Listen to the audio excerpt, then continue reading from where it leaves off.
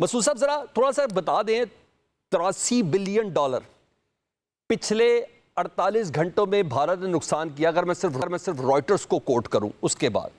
مگر ہم نے یہ دیکھا کہ بھارت کا مکمل دفاع جو ہے، یعنی بھارت کی جتنی بھی سیکیورٹی کے حوالے سے بھارت کے پاس جو میئرز تھیں، یعنی جو طاقتیں تھیں جس کی بنا پر ایک گمان ایک زوم کے اندر تھا، چاہے ایئر ڈیفنس ہو، چاہے ایئر فورس ہو، چاہے ملٹری فورس ہو، تمام کا تمام ایکسپوز ہوا. اس کے بعد جا کے سیز فائر ہوا، اور یہ تو 100 جوتے اور 100 گنڈے والا حساب ہو گیا.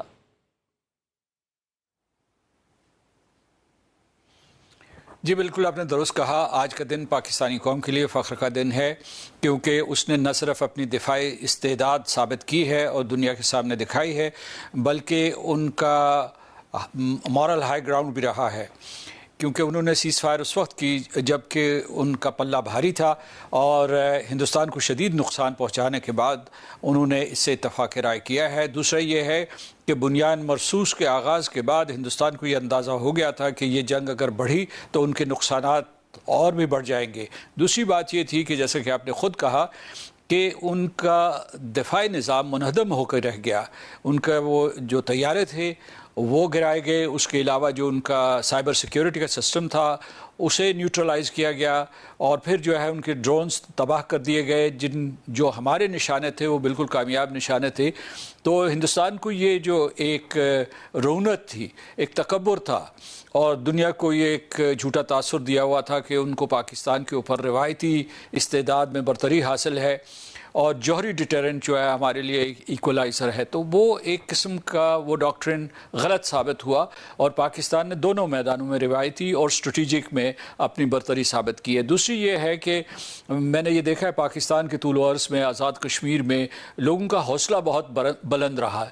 ہندوستان میں خوف و ہراس تھا، مختلف قسم کی جو ہے مشقیں کروائی جا رہی تھی، شہریوں میں پینک پھیلا ہوا تھا، لیکن یہاں حوصلے بہت بلند رہے، اور پاکستان کے عوام نے بھی اس جنگ کا بڑے اعتماد کے ساتھ مقابلہ کیا. اب دوسری آخر میں سمجھتا ہوں کہ اس سلسلے میں پاکستان کے عوام، پاکستان کی قیادت، پاکستان کی افواج اور خود ذرائع ابلاغ عامہ جیسے آپ کا نیٹ ورک ہے، یہ مبارکباد کے مستحق ہیں. آپ لوگ بالخصوص اس لیے کہ ہندوستان جھوٹا پروپیگنڈا کر رہا تھا اور جھوٹی من گھڑت کہانیاں پھیلانے کی کوشش کر رہا تھا، جس سے نہ صرف اپنے شہریوں کو گمراہ کر رہا تھا اور بین الاقوامی رائے عامہ کے اوپر اثر انداز ہونے کی کوشش کر رہا تھا، کہ پاکستانیوں کو بھی گمراہ کرنے کی کوشش کر رہا تھا تاکہ ان کے حوصلے پست ہوں، لیکن ایسا نہیں ہوا. اب آپ نے جو اس کے لیے کا جو سیز فائر کا اعلان ہوا ہے، اس میں ہمیں امریکہ کا شکریہ ادا کرنا چاہیے، بالخصوص صدر ٹرمپ اور secretary of state Marco Rubio کا، جنہوں نے یہ پیش قدمی کروائی دونوں ملکوں کے ساتھ رابطوں کے بعد.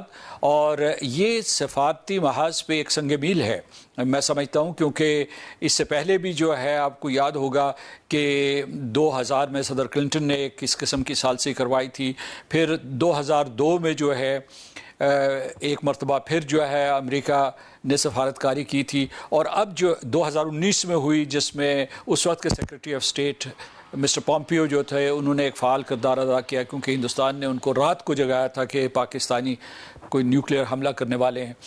تو اب جو ہے امریکہ نے پھر بڑا تعمیری کردار ادا کیا ہے، اور ہندوستان کے لیے یہ بڑی مایوسی کی بات ہوگی کہ ان کی شاید یہ توقع تھی کہ ہندوستان ان کا اسٹریٹجک پارٹنر ہے تو وہ اس کی طرف جھکاؤ کا مظاہرہ کرے گا. ایسا نہیں ہوا، اور امریکہ نے بڑا متوازن رویہ اختیار کیا، جس کا مطلب یہ ہے کہ امریکہ ساؤتھ ایشیا تعلقات میں ایک ڈائنامک ابھرتی نظر آ رہی ہے، ایک نئی ڈائنامک ابھرتی نظر آ رہی ہے، اگرچہ اب بھی ان کے ہندوستان کے ساتھ بہت گہرے تعلقات ہیں.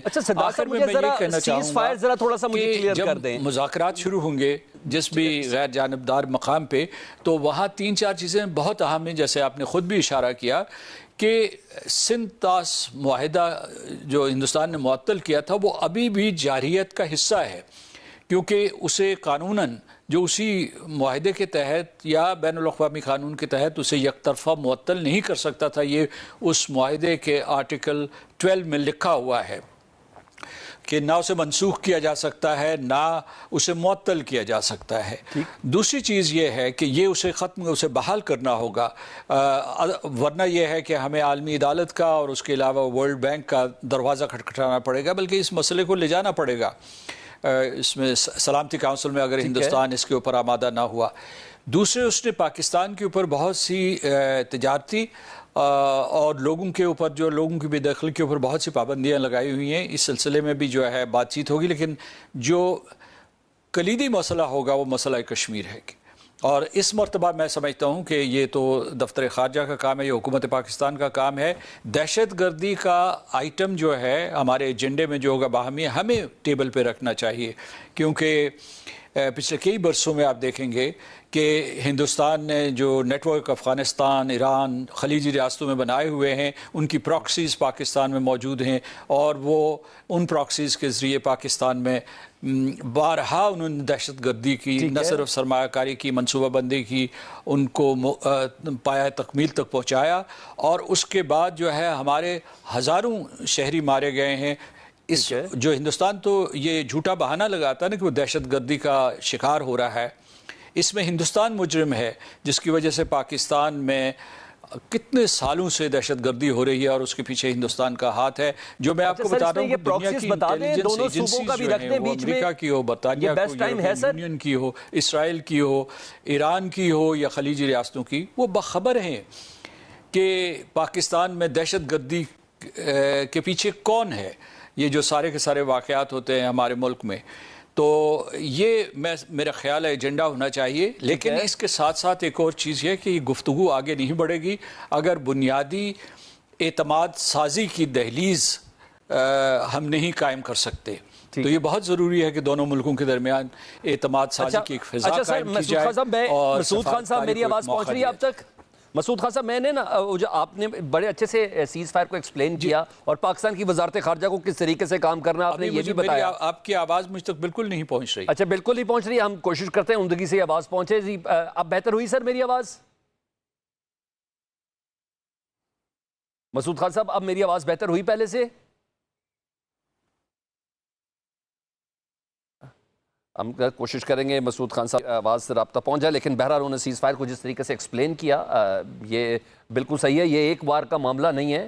بھارت کو ہر 2-3 سال بعد دورہ ہوتا ہے. اور ویسے بھی جو پراکسیز بھارت کی پاکستان کے اندر رن ہو رہی ہے، بلوچستان کی شکل میں، خیبر پختونخوا کی شکل میں، اور جس طرح آئی ایس پی آر کی پہلی جب پریس کانفرنس آئی تھی اس میں جس طریقے سے انہوں نے پورے نیٹ ورک اور نیکسس کو بے نقاب کیا تھا، تو یہ بہترین موقع اور ٹاپ آف دی لسٹ. جی ہاں، مسئلہ کشمیر وہ اس کے اندر شامل ہے. بہرحال مسعود خان صاحب ہمارے ساتھ پروگرام کے حصے میں موجود تھے، ان کا بہت زیادہ شکریہ.